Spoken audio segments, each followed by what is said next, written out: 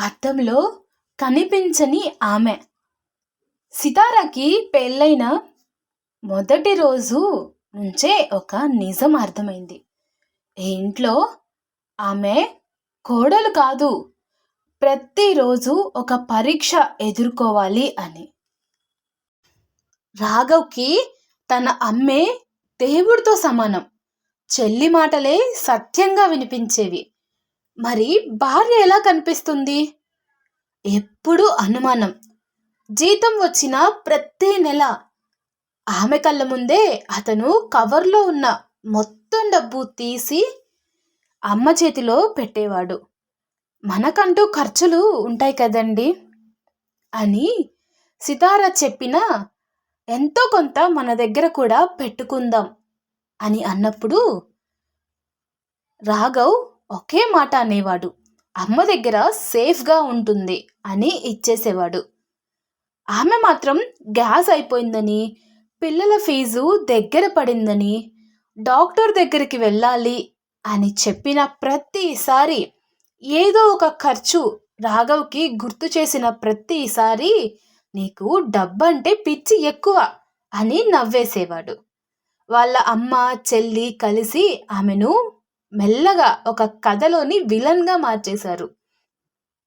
ఈమె నిన్ను మాతో దూరం చేస్తుంది, ఇంట్లో శాంతి పోయింది ఈమె వల్లే, నువ్వు లేనప్పుడు ఎలా ప్రవర్తిస్తుందో తెలుసా అసలు నీకు, ఇంటి పని మొత్తం మా చేతే చేపిస్తుంది అని ఉన్నవి లేనివి అన్నీ ఎక్కించి కల్పించి చెప్పేవారు.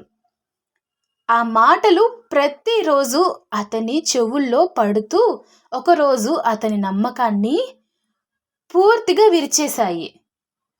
భార్య దగ్గరికి వెళ్ళి తనని తిట్టడం, ఎందుకు అమ్మతో చెల్లితో ఇలా ప్రవర్తిస్తున్నావు అని పదే పదే కొట్టడం చేసేవాడు. తల్లి చెల్లి తప్పు ఉన్నా కానీ భార్యనే మాటలు అనేవాడు. ఆమె ఒక్కొక్కసారి ఏడుస్తూ అడిగేది, నన్ను ఒక్కసారి నమ్ము, నేను నీ శత్రువుని కాదు అని అన్నది. అతను చల్లగా అన్నాడు, మా అమ్మ మీద ఒక్క మాట మాట్లాడితే నీకు ఇక్కడ స్థానం ఉండదు అని చెప్పి అన్నాడు. ఆ రోజు అద్దం ముందు నిలబడింది, కానీ అద్దంలో ఆమె కనిపించలేదు. మొదట నవ్వేసింది, లైట్ పడలేదేమో అని అనుకుంది. మళ్ళీ చూసింది, ఖాళీ అద్దం మాత్రమే కనిపించింది. గుండె ఒక్కసారిగా బలంగా కొట్టుకోవడం మొదలైంది. ఇది ఎలా సాధ్యం అని అనుకుంటూ ఆమె పరిగెత్తి హాల్లోకి వెళ్ళింది. అమ్మా, నేను కనిపిస్తున్నానా అని అడిగింది. పిల్లలు టీవీ చూస్తూనే ఉన్నారు. ఎవ్వరూ తన మాటలకి స్పందించడం లేదు. భర్తకి కాల్ చేసింది. అతను ఫోన్ ఎత్తి హలో అన్నాడు. ఆమె కేకేసింది, నేనే సితారని, నా మాటలు మీకు వినిపిస్తున్నాయా అని గట్టిగా అరిసి చెప్పింది. కానీ అతనికి వినిపించింది సైలెన్స్ మాత్రమే. ఆమె చేతులు గట్టిగా వణకడం మొదలుపెట్టాయి. ఆమె బ్రతికే ఉంది, ఊపిరి ఉంది, గుండె కొట్టుకుంటుంది, కానీ ఈ ప్రపంచానికి ఆమె లేనే లేదు. రోజులు గడిచాయి. ఆమె ఇంట్లోనే ఉంది, అందరి దగ్గరే ఉంది, కానీ ఎవ్వరికీ కనిపించదు, వినిపించదు. ఒకరోజు పిల్ల చిన్నగా ఏడుస్తూ చెప్పింది, నాన్న, అమ్మ ఉన్నప్పుడు నాకు చాలా ధైర్యంగా ఉండేది అని అన్నది. ఆ మాటకి భర్త మౌనంగా తల వంచుకొని కూర్చున్నాడు. అవును, ఆమె లేకపోతే ఇంటి మొత్తం ఖాళీగా ఉంది అని అనుకున్నాడు. సితార కన్నీళ్లు ఆపుకోలేకపోయింది. ఆమె అర్థం చేసుకుంది, ఆమె కనిపించకపోవటం ఈరోజు మొదలవ్వలేదు అని అర్థం చేసుకుంది. ఆమె చివరి రోజు ఏం జరిగిందో గుర్తు చేసుకుంటుంది. ఒకరోజు రాత్రి సితార అద్దం ముందు నిలబడింది. అద్దంలో ఆమె కనిపించలేదు, ఖాళీ మాత్రమే కనిపించింది. చల్లని గోడ మాత్రమే కనిపించింది. ఆమె చేతులు వణికాయి. మళ్ళీ దగ్గరగా చూసింది, కానీ కనిపించింది ఒక రూపం. వాళ్ళు చెప్పిన రాక్షసి అనే రూపం కనిపించింది. ఆమె అర్థం చేసుకుంది, ఆమె ఆ రోజే కనిపించకుండా పోయింది కాదు, ఏళ్ల క్రితమే మాయమైపోయిందని. ఆమె మాటలు పట్టించుకున్నప్పుడు, ఆమె అలసటను ఎవరూ గమనించనప్పుడు, ఆమె కన్నీళ్లు నవ్వుల వెనుక దాచుకున్నప్పుడు, ఆ రోజే అద్దం ఆమెని మరిచిపోయింది. ఇంట్లో ప్రతి గొడవ తర్వాత ఆమెనే క్షమాపణ చెప్పటం కూడా నేర్చుకుంది. తప్పు చేయకపోయినా పిల్లల ముందు తడబడేది. పిల్లలు అడిగేవారు, "అమ్మా, నువ్వే తప్పు చేశావా?" అంటూ. ఆమె నవ్వేది. "అవును బంగారం, అమ్మ తప్పే" అని చెప్పేది. ఆ నవ్వు వెనుక ప్రతిరోజు కొంచెం కొంచెంగా చనిపోయేది ఆమె. ఒక రాత్రి ఆమె వంటగదిలో ఒంటరిగా కూర్చొని ఏడుస్తుంది. హాల్లో వాళ్ళ అమ్మ, చెల్లి నవ్వులు వినిపిస్తున్నాయి. రాఘవ్ కూడా వాళ్ళతోనే కూర్చొని సరదాగా నవ్వుతున్నాడు. ఆమె గుండెల్లో ఒక ప్రశ్న మొదలైంది. ఈ ఇంట్లో అసలు నేనెవర్ని అని అనుకుంది. ఆమె గదిలో ఒక లేఖ వదిలింది. నన్ను నమ్మి ఒక్కసారి నా పక్కన నిలబడుంటే ఈ పిల్లలకి తల్లిని దూరం చేసేవాడివి కాదు అన్న చేతిరాత. ఆ రోజు సాయంత్రం ఇంట్లో అంత నిశ్శబ్దం అలుముకుంది.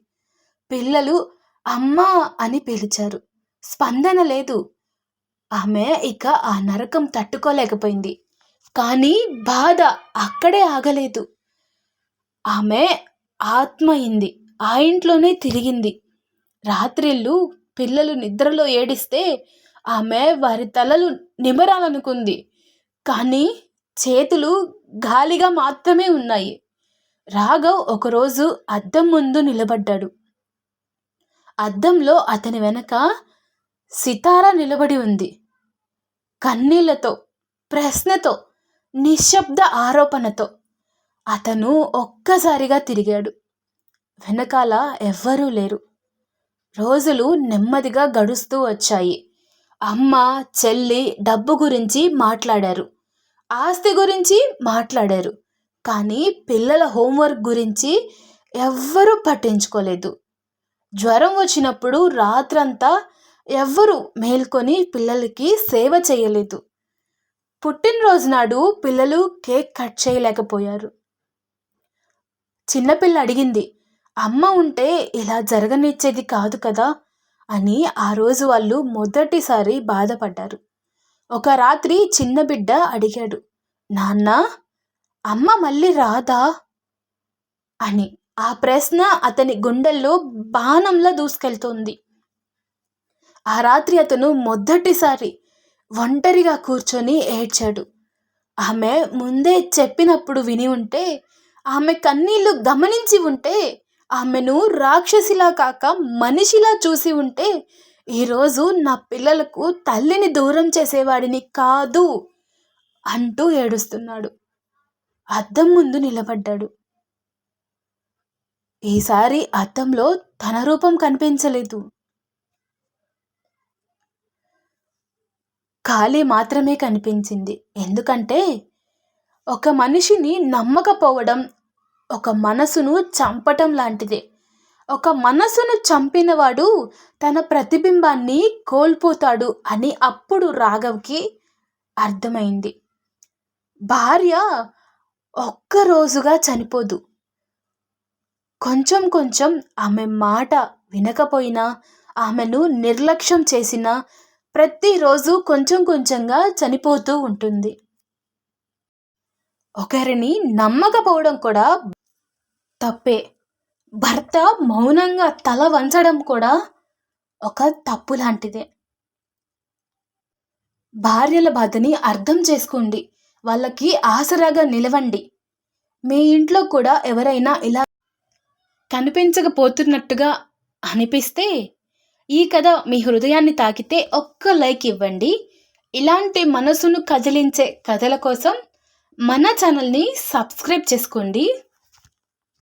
మీ అభిప్రాయాన్ని కామెంట్లో చెప్పడం మాత్రం అస్సలు మర్చిపోవద్దు. మీ మాట ఎవరికైనా కనిపించకుండా పోతున్నా మనసుకు వెలుగవుతుందేమో. Thanks for watching.